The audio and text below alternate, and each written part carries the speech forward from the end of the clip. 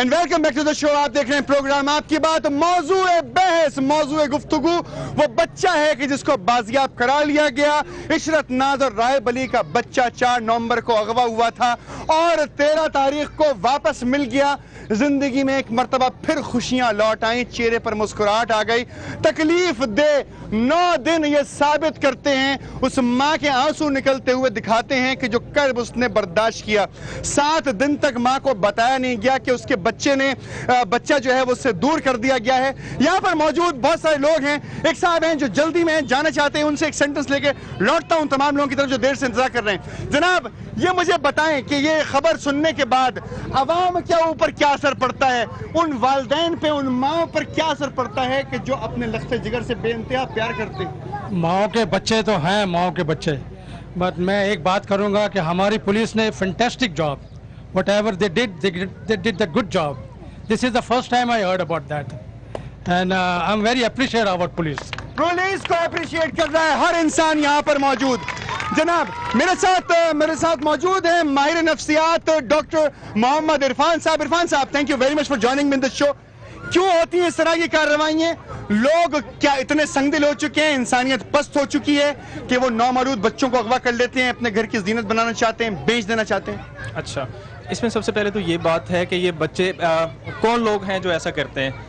ज़्यादातर वो लोग होते हैं जिनके औलाद नहीं हो रही होती, वो इस तरह के प्रोफेशन में आते हैं, या वो बच्चों को ख़रीद रहे होते हैं, या हॉस्पिटल्स वालों से मिली भगत करके बच्चे को लेते हैं। उसके जो है रीज़न्स वो कुछ ये होते हैं कि उनके हार्मोनल इम्बैलेंसेस की वजह से बच्चा नहीं हो रहा होता, लेकिन वो क्या करते हैं, वो ये समझते हैं कि पता नहीं हम पे अल्लाह ताला की तरफ से एक तो इलाज नहीं कराते। हाँ, इलाज नहीं कराते, अल्लाह ताला की रहमत पे यकीन नहीं करते, रहमत पे यकीन नहीं रखते, और दूसरी बात कहर से भी नहीं डरते। और जो जिसकी वजह से वो एक्ट करते हैं उसके काफ़ी सारे रीजंस हैं। हर औरत की ये ख्वाहिश होती है कि वो माँ बने और वो बच्चों को तरबियत करे, अपने बच्चों को पाले, उनकी देखभाल करे, और जब वो उनका बच्चा नहीं हो पाता किसी वजह से, तो वो फिर ये इस तरह के हरबे इख्तियार करती है। और वो किस लिए करती है कि उसके बेपनाह प्रेशर होता है सोसाइटी का, कि उसकी तरफ से, उसके ससुराल की तरफ से होता है कि तुम हो या ऐसे, तुम तो प्रेशर था, ये सोशल प्रेशर था, ये सोसाइटी का ये प्रेशर था कि जो वो अकबर और उसकी बेगम फरजाना ने बच्चा खरीदने की कोशिश। बिल्कुल। और दूसरा ये होता है कि पेरेंट्स को ये चाहिए होता है कि हम जब बूढ़े होंगे तो कोई हमारी लुक आफ्टर करने वाला हो, देखभाल करने वाला हो, खरीद लिया जाए, तो इसलिए किसी का बच्चा वो ले लेते हैं। और अक्सर आजकल बच्चा कोई औरत बेचने के लिए तैयार है आज। और मैं बजा आपके पास ऐसे केसेस आते हैं कि औरत अपना बच्चा बेचने को तैयार हो? आज तक कोई माँ अपना, यहाँ पे खवातीन मौजूद है, क्या कोई माँ अपना बच्चा बेच सकती है? कभी भी नहीं, कभी भी नहीं। ये अगर इनको ज्यादा ही जरूरत है तो यतीम खाने में चले जाए, वहाँ से लेकर आ जाए बच्चा, वो पाले, वो हक से होता है ना। ये बेहक की बात है ना, ये तो हमारे मुल्क के साथ गद्दारी भी कर सकता है। खबर मिली तो आपने क्या महसूस किया? हमें तो बहुत अफसोस हुआ, अल्लाह का शुक्र अदा किया, अल्लाह का शुक्र अदा किया, हमारे मोहल्ले के ये सब। क्या आपको ऐसा महसूस हुआ जैसे आपका लाल हमारा? हाँ, बिल्कुल बिल्कुल, क्योंकि हमारे मोहल्ले का ये सब बिल्कुल माँ ही होती है ना, उसके दिल से पूछो ना। माँ होती है, और हर माँ एक इंसान होती है। वो माँ के परवरदिगार जिसके दिल में इस कदर मोहब्बत पैदा कर देता है कि वो अपने बच्चे से एक पल के लिए भी दूर नहीं रह सकती। वो माँ, और हर औरत और हर खातून जो माँ बनती है उसको एहसास होता है कि औलाद कितनी इंपॉर्टेंट चीज़ है, औलाद कितनी बड़ी नेमत है, मगर उसे अपनी जिंदगी पर, अपने आदत अतवार पर, अपनी तमाम दुआओं पर, अपनी इबादतों पर नजर रखनी चाहिए। ये तमाम काम इतनी आसानी से नहीं हो सकते हैं जितना आसान हम इसको समझते हैं कि 30,000 रुपए दे के किसी का लख्ते जिगर उससे दूर करके अपने घर में अपना बेटा बनाकर पाल लिया जाए। जनाब, आप साथ मौजूद थे राय बली साहब। सर, मैं 4 तारीख से लेके 11 तारीख तक ये था, तो मैंने इसी दौरान जब राहब और मिसेज इशरत नाज का बच्चा गुम हुआ तो मैंने इनकी कैफियत देखी कि ये जिंदा लाश साहब जैसे होता है आदमी, थे तो जिंदा लेकिन जिंदा लाश नजर आ रहे थे। और आप कोई और इनकी तो ये जाके इन्होंने फैसला किया कि अगर पुलिस ने बच्चा बाजियाब नहीं कराया तो हम दोनों खुदकशी कर लेंगे। इंसानियत वहाँ चली जाती है कि जहाँ इख्तिताम नजदीक नजर आने लगता है।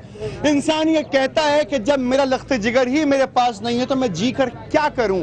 जरा सोचे उन माँ बाप के बारे में कि जिनके सामने उनके बच्चों को ज़िबा कर दिया जाता है, गोली मार दी जाती है, अगवा कर लिया जाता है, उन माँ बाप के दिलों पर क्या गुजरेगी। अगर कोई शख्स इस सोसाइटी में यह प्रोग्राम देख रहा है और किसी के बच्चे को अगवा कर लेता है या ज़िबा कर देता है या गोली मार देता है, तो जरा सोचे कि उसकी अपनी औलाद, उसके भाई बहन, उसके माँ बाप के साथ अगर उसके सामने ये वारदात की जाए तो उसके दिल पर क्या गुजरेगी। अगर हम दूसरों की तकलीफों को देखकर अपने आप को संभाल सकते हैं तो इससे बड़ा काम कोई नहीं हो सकता। सोसाइटी सुधर सकती है। खवातीन मौजूद हैं, मैं जरा बहन आपसे बात करना चाहता हूं, आप बताएंगे मुझे। माँ जी आपसे बात करना चाहता हूँ, जरा लाइट जरा लेकर आइएगा। माँ जी ये बच्चा खो गया था, इसको अगवा कर लिया था किसी ने, ये बच्चा मिल गया जी। आप भी एक माँ हैं जी। अगर खुदा ना खास्ता मेरे मुंह में खाक ये आपके साथ होता तो आपको कैसा महसूस होता? तकलीफ होती? तकलीफ होती, अपने बच्चे को खो ला तो कितनी मान तकलीफ होती। जिसने ये ज्यादती की है, ये ज्यादती जिस तरह के लोग वो ऐसे जो ज्यादती कर रहे हैं जी, उनके खिलाफ क्या होना चाहिए? उसको इतना मारो, ये याद पे रखे भी क्या कर रहे हैं। हमारे सजा मिलनी चाहिए, बिल्कुल सजा मिलनी चाहिए उनको, सजा बिल्कुल सजा मिलनी चाहिए। हर शख्स को सजा मिलनी चाहिए कि जो इस तरह की कार्रवाई। हाँ बिल्कुल मिलनी चाहिए। बहन आप कुछ बताना चाहती हैं? सजा मिलनी चाहिए। आप मुझे सिर्फ ये, मैं एक सवाल आपसे पूछना चाहता हूँ, एक सवाल पूछ रहा हूँ। एक खातून, एक माँ, मुझे ये बता दें किस तरीके से देखती है अपनी औलाद को? माँ की जिंदगी जरूरी होती है उसके लिए या औलाद का सुख चैन? सुख चैन भी जिंदगी भी, औलाद का सुख चैन ज्यादा जरूरी होता है। सुख चैन जरूरी है औलाद के लिए, औलाद के लिए। अभी पूरे पाकिस्तान ने और पूरे आलम इस्लाम ने चंद रोज पहले कुर्बानी की। अल्लाह ताला के सामने हजरत इब्राहिम अलैहिस्सलाम की सुन्नत को पूरा किया। वो माँ हजरत हाजरा के सामने जब हजरत इस्माइल तड़प रहे थे प्यास की शिद्दत से और एड़ियां रगड़ रहे थे तो जमजम का चश्मा फूट पड़ा और परवरदिगार ने वहां पर पानी भेज दिया। हजरत हाजरा दौड़ती रही सफा और मरवा के दरमियान कि किसी तरकीब से मेरे लाल को, मेरे लख्ते जिगर को पानी मिल जाए। एक माँ जो अपने बच्चे को तड़पता हुआ प्यासा नहीं देख सकती, दौड़ रही होती है, तो जरा सोचिए उस माँ के बारे में कि जिसका लख्ते जिगर उससे दूर कर लिया जाए। एक बात और, यहाँ पर मौजूद खवातीन है, उनसे बात करना चाहता हूँ, उसके बाद हम एंड करेंगे इस प्रोग्राम को।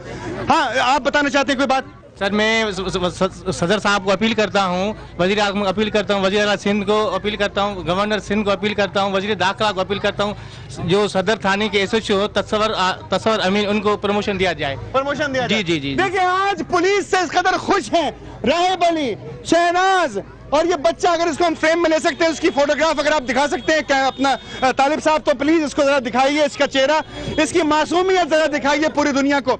आज इस बच्चे के वालिदैन ये चाहते हैं कि उन पुलिस अफसरान को जो है वो प्रमोट किया जाए। जिना हॉस्पिटल से आप तशरीफ लेकर आए, आपका इसमें ग्रामी? मेरा नाम आबिद अब्बासी है। मैं आपको ये बताना चाह रहा हूँ कि जिसका नाम लिया गया है वो बेसिकली वो स्टूडेंट है। हम लोग वहाँ पे 10-12 साल से जॉब करें, आज तक तारीख में ऐसा नहीं हुआ कि किसी परमानेंट एम्प्लॉयर ने ऐसा किया हो, तो वो स्टूडेंट है। इस चीज को भी ये नर्सिंग एक इम्पोर्टेंट शोबा है, नर्सों को अपना लिहाज करना पड़ेगा, इसमें कोई शक नहीं है, इंसानियत दिखानी पड़ेगी। आपने प्रोग्राम देखा, मेरी दुआ है कि हमारे पाकिस्तान में आइंदा इस तरह की कोई कार्रवाई ना हो। इनकी खुशियों के साथ आप तमाम हज़रात भी खुश रहिए और हमेशा खुश रहिए। अल्लाह हाफिज।